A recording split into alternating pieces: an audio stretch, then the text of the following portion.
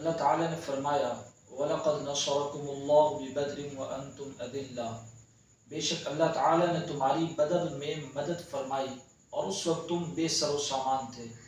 محترم سامعین و ناظرین کرام، جنگ بدر 2 ہجری 17 رمضان المبارک جمعے کے دن ہوئی۔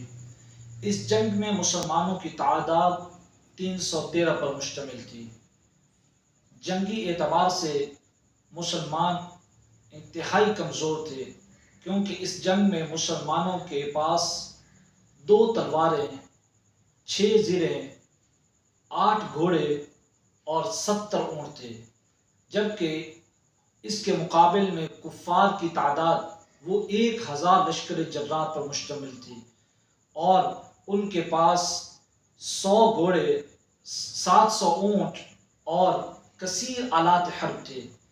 لیکن اس کے باوجود مسلمان بظاہر جنگی آلات کے کمزور ہونے کے کفار سے ٹکرا گئے اور اللہ تعالیٰ نے عظیم کامیابی عطا فرمائی، اور رب تعالیٰ نے اس دن کا نام یوم الفرقان فرمایا۔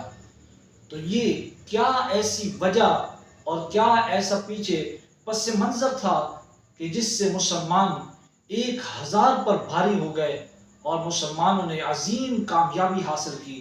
وہ رب تعالیٰ کی مدد پر کامل یقین، رب کی نصرت پر کامل توکل اور بھروسہ، اور پھر رب تعالیٰ سے تعلق کا استوار اور مضبوط ہونا، کہ جس کی بنیاد پر رب تعالیٰ نے مسلمانوں کو عظیم کامیابی عطا فرمائی۔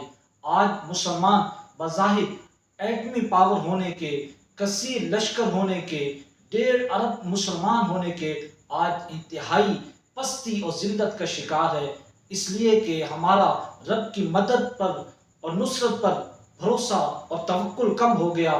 علامہ اقبال اسی پیغام کو اجاگر کرتے ہیں، فرماتے ہیں فضائے بدر پیدا کر، فرشتے تیری نصرت کو اتر سکتے ہیں گردوں سے قطار اندر قطار اب بھی۔